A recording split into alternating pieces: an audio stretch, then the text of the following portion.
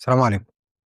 حكاية النهاردة عملت لي أنا شخصيًا رعب، وكنت عايش الأحداث بتاعتها وما كنتش قادر أتصورها. نقدر نقول الحكاية دي ما بدأتش يوم التنفيذ، الحكاية دي بدأت قبلها بسنين، وفي 2001 دي كانت النهاية. المجرم عارف يميز بين الصح والغلط ده أكيد، بس هو أكيد برضه هيختار الغلط، وده أخطر أنواع الناس، وده باسميه التركيبة الشريرة. فلو أنت صاحي ركز معايا، ولو هتنام طفي النور واسترخي وغمض عينيك واسمع معايا الحكاية. بتبتدي حكايتنا في 2001 في القناطر الخيرية، محافظة القليوبية، ودي فوق القاهرة. أسرة بسيطة من 5 أفراد، أب وأم وتلات أولاد. أسرة نقدر نقول عليها متوسطة الحال إلى ميسورة الحال، يعني الحمد لله الدنيا ماشية معاهم كويسة. الولاد: الابن الكبير محمد 19 سنة، الابن الوسطاني مازن 17 سنة، الابن الصغير ممدوح 11 سنة. والأب والأم: الأب محسن والأم نريمان. الأب بيشتغل تاجر عقارات، سيارات، أراضي، يعني أي حاجة بتجيب فلوس شغال فيها. والأم شغالة حارسة سجن، أو زي ما بنقول بالمصري سجانة. المهم يوم عادي زي أي يوم. محمد الكبير رجع من كليته العصر، والأب رجع من شغله برضه بعد العصر، والابن الصغير ممدوح موجود في البيت، والابن الوسطاني مازن رجع من مدرسته وراح درسه. المهم اتلموا مع بعض زي أي أسرة مصرية. المغرب اتعشوا، جه وقت العشاء، برضه زي أي أسرة مصرية زمان قبل التليفونات وقبل النت. الأم: يلا يا ولاد تعالوا نخرج، عايزين نروح نزور خالتكم النهاردة، عايزين نروح نزور خالتكم ماجدة النهاردة، عندها أخت اسمها ماجدة. يلا يا ولاد هتيجوا معايا، أنا رايح أنا وأبوكوا. يا ماما هنيجي. المهم راحوا كلهم ال5 راحوا، الست وجوزها والتلات ولاد. راحوا عند أختها، سهروا وضحكوا وهزروا واطمنوا على بعض وخدوا نفسهم. بعد ما خلصوا سهرتهم كان الساعة 10:30، وقام جاي راجعين بيتهم. وخلاص الساعة جت 11 وهيناموا. بس مازن الابن الوسطاني قال لهم: أنا عايز أروح أبات عند ستي. ستك مين؟ ست أم خالد. أم خالد دي واحدة ست عجوزة كبيرة، يعني مش بعيدة عنهم. هي مش سته الحقيقية، بس هو بيقول عليها ستي لأن هي اللي مربياه. الست دي ست غلبانة، فكانت بتساعد أمه وهم صغيرين في الأكل، في الطبخ، في الغسيل. كانت بتربي معاها برضو الولاد، فالولاد واخدين عليها وعارفينها. وبالذات مازن اللي هو الابن الوسطاني دون بيحبها جدا ومتعود عليها. وكان هو بيروح يبات عندها، وهي كانت بتطلب كده، بتطلب إن هو يجي يبيت عندها. وكانت بتحبه جدًا وبتعتبره أكتر من ابنها، فهو رايح يبات عندها عادي، يعني الموضوع ده هُم واخدين عليه. المهم استأذن من أبوه ونزل، وهو نازل على عتبة الباب تحت من برّه، يا دوب هيطلع لقى ميكروباص وقف. فبيسأله وبيقول له: "ده بيت الأستاذ محسن؟" قال له: "أيوه." قال له: "هو فوق؟" قال له: "أيوه هو فوق بس هينام." قال له: "طب ممكن نطلع له؟" قال له: "مش عارف والله، هو هينام دلوقتي، فما أظنش إن هو هيقدر يقابلكم، ممكن بكرة بقى إن شاء الله." قالوا له: "لأ، إحنا عايزينه ضروري، تشوفوا لنا هو صاحي والّا لأ، إن كان كده نقابله معلش." قال لهم: "ماشي." وقام جاي طالع تاني وخبّط على الباب: "إيه يا ابني؟" قال له: "يا بابا في ناس بيسألوا عليك تحت." قال له: "ناس مين؟" قال له: "مش عارف، ناس في ميكروباص أبيض بيسألوا عليك تحت." قال: "ماشي، ماشي، أنا هانزل لهم." وقام جاي نازل مازن، راح عند سِت أم خالد، مش هاتوكّل على الله، والأب طبعًا هينزل يشوف دول مين. عدِّت الليلة عادي، بيّت عند سِت أم خالد. قام الصبح يعني الساعة 10 كده راح عند سِتّه أمه، هي برضه قريبة منهم مش بعيدة أوي، يعني برضه شارعين 3 بعيد عن عن سِت أم خالد، يعني كلّهم في نفس المنطقة، منطقة واحدة يعني. فأنا أمّا أروح هناك أفطر عند ستي بتعمل أكل حلو، هاروح أفطر هناك وأطمن عليها. وبالفعل راح عند سِتّه اللي هي أمه. "إزيك يا مازن، عامل إيه يا ولا؟ أمك عاملة إيه وأخواتك عاملين إيه؟" "كويسين يا ستي الحمد لله." المهم عملت له فطار وقعد يفطر، وهم قاعدين جه تليفون لسته، ردت. مين؟ خالته ماجدة. خالته ماجدة دي اللي كانوا سهرانين عندها امبارح، بترن على سته. ازيك يا ماما، عاملة ايه وايه اخبارك؟ اه الحمد لله يا ماجدة، ايه اخبارك انت ايه؟ قالت لها الحمد لله. والله يا ماما انا برن على اختي، اختها اللي هي ام مازن يعني، نريمان. انا برن عليها، كنت عايزاها بس هي مش بترد عليا طبعا. اختها في البيت، هي عارفه انها في البيت لان اختها اجازه من الشغل. قالت لها يمكن مشغوله يا بنتي ولا حاجه. قالت لها لا، كان زمانها ردت، ده انا بقالي ساعتين برن عليها. انا متوغوشه يا ماما وقلقانه، انا عايز اروح اشوف في ايه، انا هروح لها.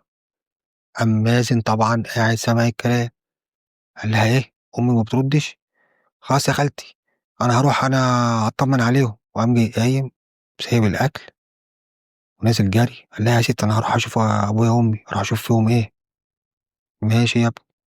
وخد الشارع الجري لحد هناك، طلع فوق، خبط على الباب، محدش بيرد. يخبط، محدش بيرد. ينده، محدش بيرد. قال مش بعادة يعني، مرة راحوا فين؟ المهم قلق، قال لا ده انا هخش البيت، ده انا هجيب سلم واطلع معاه. يعني هم كانوا بقول لك في الدور الاولاني اللي هو مش بعيد يعني، وشباك الصالة موارب يعني مش مقفول كويس، هو عارف ان هو مش مقفول كويس. وراح جاب سلم من محل جنب منه، وطلع على الدور الاولاني، فتح الشباك وملحقش يخش جوه. اتفاجئ بالمنظر، ربنا ما يوريكم.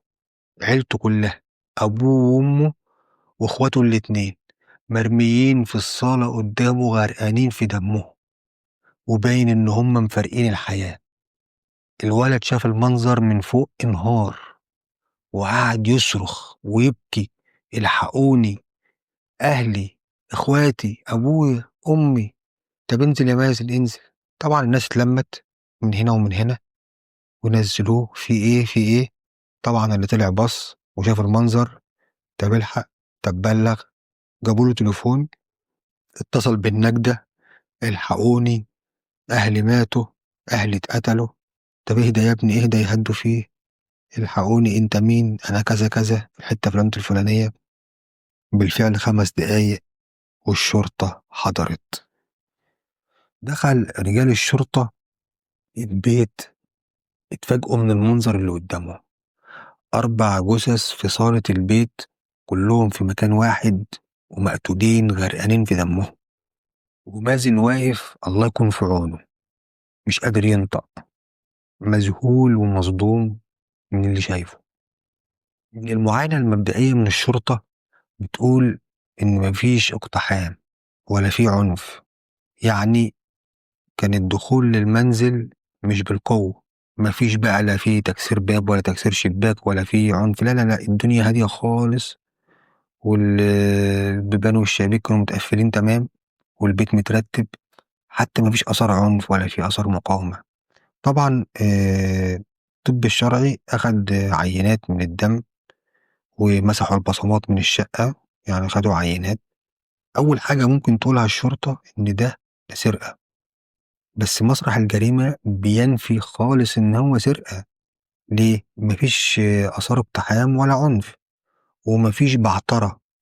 مفيش بعترة في الحاجة، ما هو اللي داخل يسرق دون أكيد مش عارف هو داخل يسرق إيه بالظبط، فهيبعتر وهيدور وهينعكش. هتلاقي الدنيا متبهدلة، الهدوم مقلوبة من الدولاب، اللي مش عارف الكنب مش عارف رايح في حتة، والسجاد رايح في حتة، والدواليب مفتحة. لا ده ما كانش موجود، الدنيا هادية خالص. الله، فإذا دي مش سرقة، يعني الناس دي اتقتلت مثلا بهدف الانتقام، ده أكيد ده حد داخل بينتقم منهم، مش داخل يسرق مثلا فموتهم لقاهم فموت، لا لا لا، ده حد داخل ينتقم. والجثث ما عليهاش آثار مقاومة ولا جروح، يعني الناس دي ما دافعتش عن نفسها.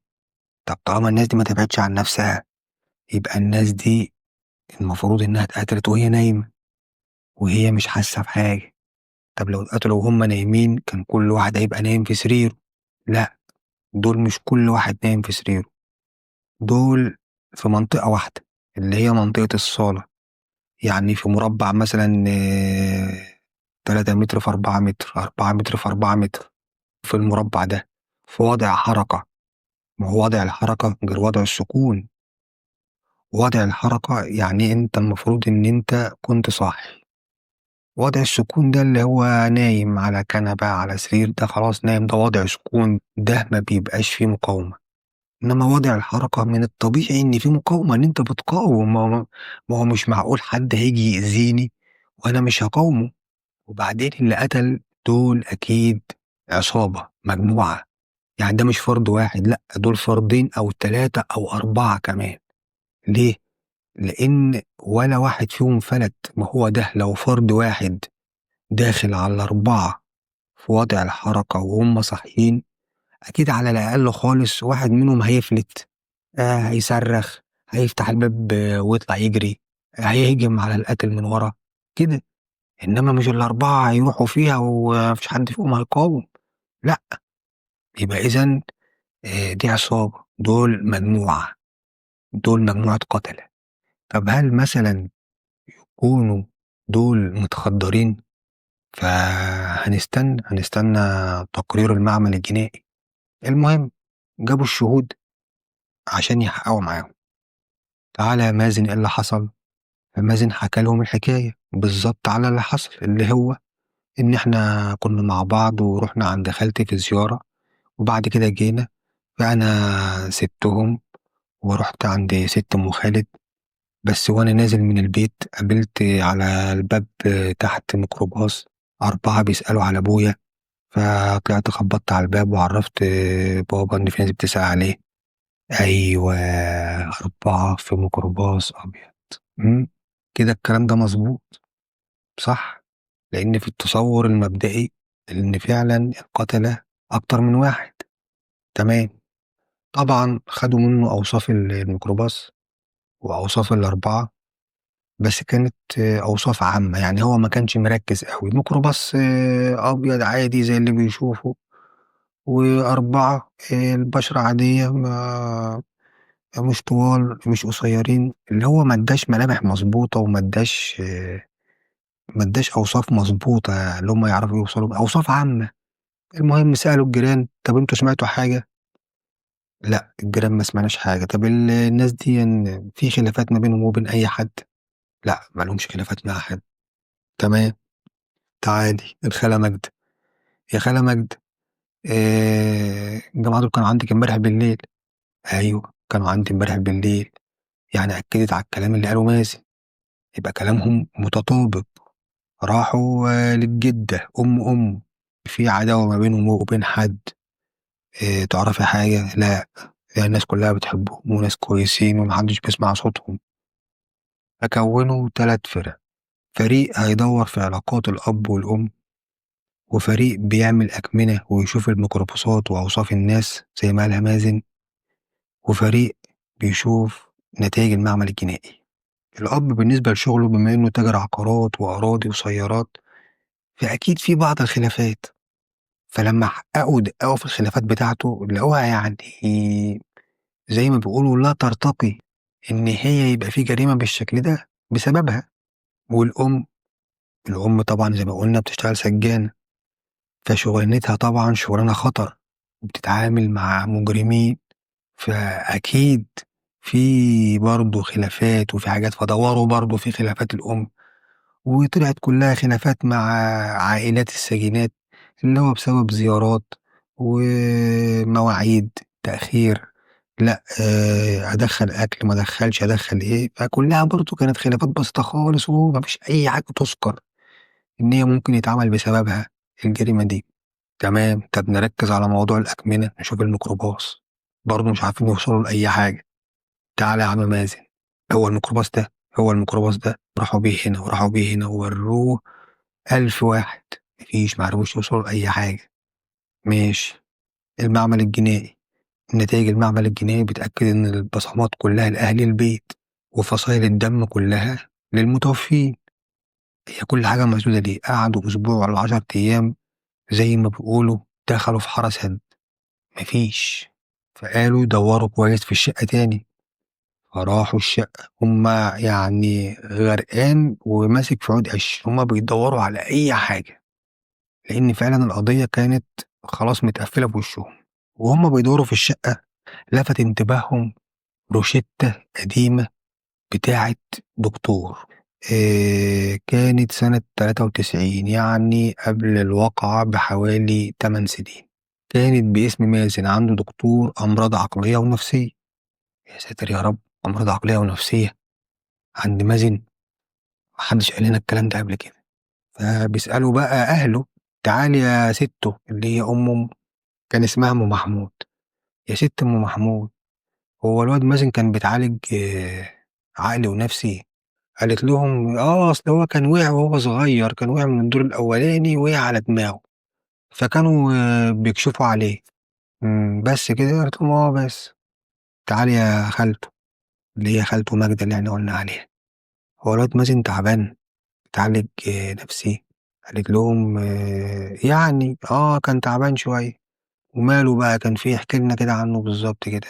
قلت لهم: مفيش، يعني هو كان وقع طبعا على دماغه، وبعد كده كان بيبقى هو هادي خالص، بس كان بيتعصب مرة واحدة، وكان بيعمل مشاكل مع أصحابه. وإيه تاني؟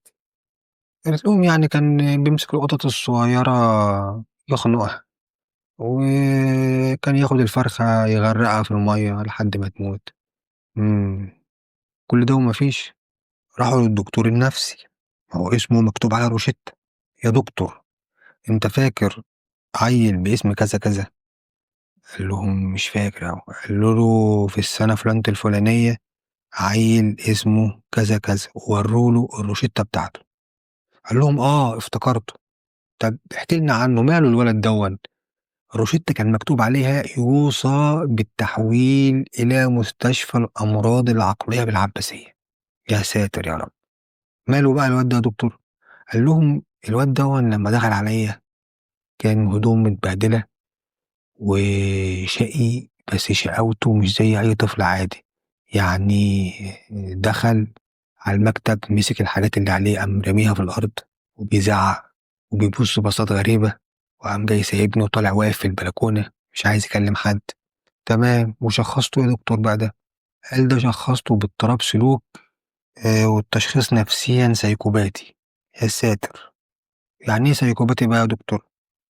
قال لهم: السيكوباتي دون اللي هو المستهتر بالمجتمع، يعني ده اللي هو ما بيحسش بأي حاجة، وما عندوش أي قيود، يعني ممكن يعمل فيك أي حاجة وما يحسش، ما ولا تفرق معاه، ما بيشيلش مسؤولية، ما عندوش عواطف، عنده تبلد في المشاعر، ما بيحسش بالذنب. يا ساتر يا رب. المهم رجعوا بقى جابوا الست أم خالد. أم خالد دي اللي هو قال إن هو راح عندها في الليلة دي، بيت عندها. ما كانوش سألوها بقى في الأول: تعالي يا ست أم خالد، هو الواد مازن في الليلة دي جالك بيت عندك؟ قالت لهم: لا، ولا شفته. قال: بتتكلمي جد؟ قالت لهم: والله بتكلم بجد، ولا شفته. خرب بيت أبوك يا مازن. جابوا أصحابه اللي بيمشي معاهم: تعالى يا ابني انت وهو، انتوا مازن في اليوم ده وانا واليوم اللي قبله شفتوه؟ واحد منهم قال لهم: ايوه، في اليوم دون مازن جالي الساعة 7 الصبح. ده كان ميعاد غريب جدا، إن هو يجيلي الساعة 7 الصبح، وقال: أنا عايز أقعد عندك. قلت له: تقعد عندي فين؟ ما ينفعش، وأنت تقعد عندي ليه؟ قال له: أنا متخانق مع أبويا وأمي لأن هما مش بيحبوني، وأنا سبت البيت وعايز أقعد عندك. فقلت له: لأ، مش هينفع تقعد عندي، أصلا البيت ضيق وعلى قدنا. بعفوية طبعا ليه الشباب يعتبروا أطفال 17 سنة. ومازن قال لي: لو حد سألك قول له إن أنا كنت بايت عندك. وقام جاي سايبه وماشي. يخرب بيتك يا مازن. تعالى يا مازن، محدش دخل عندكم، مفيش أي بصمات غريبة في الشقة غير بصمات أهلك، أبوك وأمك وأخواتك وبصماتك، ومفيش أي دم غريب. وأنت مرحتش عند أم خالد في الليلة دي، تمام؟ ورحت لصاحبك الصبح كنت عايز تقعد عنده، وقلت له: لو حد سألك عليا قول له إن أنت كنت بايت عنده. حصل ولا ما حصلش؟ بكل هدوء قال لهم: أيوه حصل. قول يا مازن الحقيقة، أنت اللي عملت كده في أبوك وأمك وأخواتك؟ بكل هدوء قال لهم: أيوه حصل، أنا اللي عملت كده بكل هدوء. سايكوباتي. احكي يا مازن، ايه اللي حصل؟ قال لهم في اليوم ده أنا رجعت من المدرسة بعد الظهر، دخلت المطبخ، كان في سكينة كبيرة، خدت السكينة دي خبيتها في هدومي ونزلت تحت، سنتها عند الراجل اللي بيسن السكاكين، وطلعت تاني دخلت المطبخ حطيتها في مكانها. وبعد العصر أخدت درس الساعة 5، ولما خلصت رجعت البيت، قعدنا اتعشينا، وبعد كده الجماعة لقيتهم هيروحوا عند خالتي، فبيجهزوا وبيلموا بعض وهيروحوا، فقلت لهم خلاص روحوا انتوا أنا هقعد، وما رحتش معاهم. هما نزلوا راحوا، أنا قعدت في البيت، رحت جبت السكينة وحطيتها تحت شلتة الكنبة اللي في الصالة. الشلتة دي اللي هي السفنجة اللي بتبقى على الكنبة، فهو حطها تحت السفنجة كده بحيث إن محدش يشوفها. وبعد كده قام جاي نازل رايح عند خالته. يا دوب وصل عند خالته لقى الجماعة خلاص بيجهزوا إن هما إيه يمشوا، فقعد 5 دقايق بالظبط، وبعد كده نزل مع أبوه وأمه وإخواته. روح قبل ما يوصلوا البيت اشتروا عيش فينو عشان يطفحوا مازن الصبح، اشتروا عيش يعني عشان إيه يفطروا. المهم لما وصلوا البيت كانت الساعة بقت 10:30، 11 بالليل. دخلوا يناموا كلهم، بس مازن فضل قلقان في اليوم ده، ما جالوش نوم. طلع قبل الفجر، نام على الكنبة بره في الصالة، طبعا الكنبة اللي تحت منها السكين، نام عليها. جه وقت أذان الفجر، الله أكبر، قامت الأم دخلت الحمام وبتتوضى عشان تصلي، جابت السجادة وقام جاي فرشاها في الصالة جنب الكنبة اللي نام عليها مازن، وبدأت الصلاة. الله أكبر.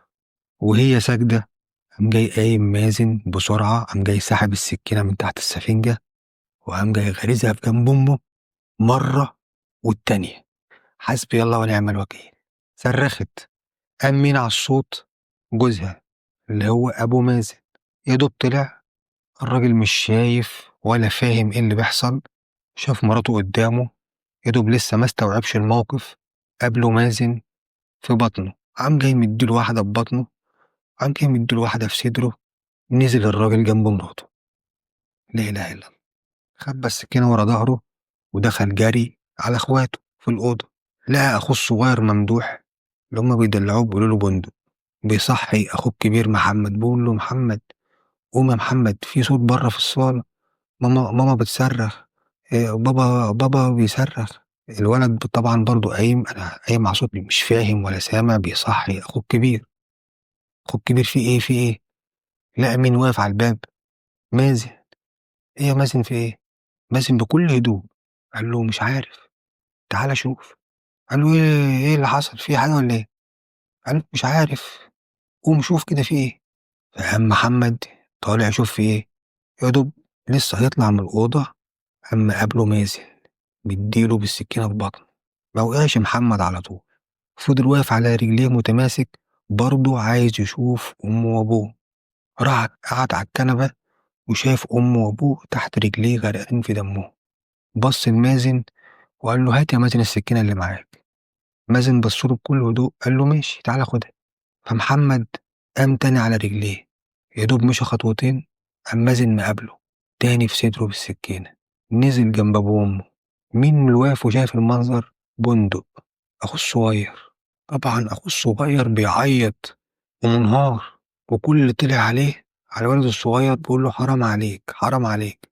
نده عليه مازن وقال له تعالى يا بندق وما تخافش. طبعا الولد كان بيجري من هدوب، راح عند باب الشقة، مازن لحقه هناك وقام جاي ماسكه برضه بالسكينة في بطنه وفي صدره. حسبي الله ونعم الوكيل. طبعا مازن في اعترافاته قال لهم إن هو حاول يموتهم قبل كده 3 مرات، العيلة كلها بالسم. مرة حط لهم سم في الشاي، ومرة سم في البامية، ومرة سم في الملوخية، وربنا نجاهم من ال3 محاولات. مش يتعظ مازن، لا، صمم. هو بني آدم سايكوباتي عديم الإحساس. طب ليه يا مازن عملت كده في أمك وأبوك وأخواتك؟ قال لهم كانوا بيقولوا لي يا هبل يا عبيط، وبتنمروا عليا، بيستهزئوا بيا، أخويا الكبير يشتمني، أخويا الصغير بيفتن عليا لما أنا أقول حاجة، وكانوا بيعاقبوني. طب ما عادي يا مازن، طب ما العقاب ده عادي يا حبيبي. أي طفل أهله بيربوه بيعاقبوه، سواء مادي أو معنوي، أي طفل بيتعاقب. وبعدين يا حبيب قلبي مش عايز تتعاقب، ما تعملش الغلط، سهلة يعني. المهم، وهم بيسألوه يعني هو أهلك يا مازن كانوا يستاهلوا منك إن أنت تعمل فيهم كده؟ يقول لهم آه. يعني أنت مرتاح إنك خلصت عليهم؟ آه. لا إله إلا الله. أنت مش ندمان على حاجة يعني؟ يقول لهم لأ. يخرب بيتك عليه، يخرب بيت برودك. يا جماعة في النهاية القسوة بتجيب قسوة، ومن كتر القسوة ممكن تموت عنده الإحساس بالألم، إن هو أصلا ما عادش يحس إن هو بيتألم. فخلاص اتبلدت عنده المشاعر، بقى إنسان جبلة. فمش كل حاجة بالقسوة، مش كل حاجة بالشتيمة وبالزعيق وبالضرب. نوعية الطفل اللي عنده اضطراب نفسي واضطراب سلوك عمره ما بيجي بالقسوة وبالزعيق وبالضرب، لأن المضطرب النفسي السيكوباتي ده أصلا بيكون معادي للمجتمع، ونمط شخصية غريب، بيكون عنده برود عاطفي. يعني شوف الواد في ردوده بارد، وفي أفعاله بارد، وما عندوش تعاطف مع أي حاجة، ولا بيندم على أي حاجة، ومخادع، وعنده قدرة على التمثيل غير طبيعية، لدرجة إن الكل صدقه. الكل صدقه، يعني يا عيني لولا الروشتة اللي إحنا لقيناها ده كان ممكن ما نعرفش نجيبه. مخادع وممثل فظيع، وبيخطط، بيخطط يعني عنده تخطيط وبدون انفعال، بيخطط وما بينفعلش. لا حول ولا قوة إلا بالله. وطبعا زي ما احنا قلنا إحساس الندم عنده مات، إحساس بالآخرين مات. المهم في الآخر هو المرض النفسي ده يعني لا يعفي من المسؤولية، لا يعفي من المسؤولية الجنائية، لأن ده اسمه مرض نفسي وليس مرض عقلي. لأن المرض النفسي ده ممكن تعدله، ممكن تعالجه. يعني إن ما تغلبتش عليه خالص ممكن أعدله و... واجتنبه وأقلل من آثاره. إنما المرض العقلي ده بقى خلاص، ده بيبقى أصلا تعبان عقليا، هو كده كده مريض، يعني لا لوم عليه. فعشان كده تم محاكمة مازن، ولأنه كان في الوقت ده كان عنده 17 سنة. طبعا 17 سنة ده أنا في الأول قلت لكم أنا قعدت أسبوع ما أعرفش أنام ليه بقى، لأن هو ساعتها كان عنده 17 سنة وأنا كان عندي 17 سنة، وما بقتش متخيل أنا ساعتها إن في حد زميلي يعمل كده، إن في حد معايا في الفصل قاعد معايا في نفس التختة وبتكلم معاه وش لوش يعمل في أهله كده. فكنت دايما أفكر كل يوم، هو ده ممكن يعمل كده في أبوه، ده ممكن يعمل كده في أمه، ده ممكن يعمل كده في أخوه، وكل يوم أفكر فيه. فأنا بقول لكم كانت عن تجربة شخصية، كانت تجربة مؤلمة مع القصة دي. المهم، هو طبعا ساعتها كان عنده 17 سنة واتحاكم، وفي القانون هو يعتبر قاصر، لم يبلغ سن الرشد اللي هو سن 18 سنة. تم الحكم عليه ب15 سنة سجن، والمفروض إن هو يكون طلع دلوقتي، فربنا يسترها ويكون تعدل واتظبط واتعالج. ربنا يسترها علينا وعليكم، ربنا يحفظنا ويحفظ عيالنا. ودي كانت نهاية حكايتنا، والسلام عليكم ورحمة الله.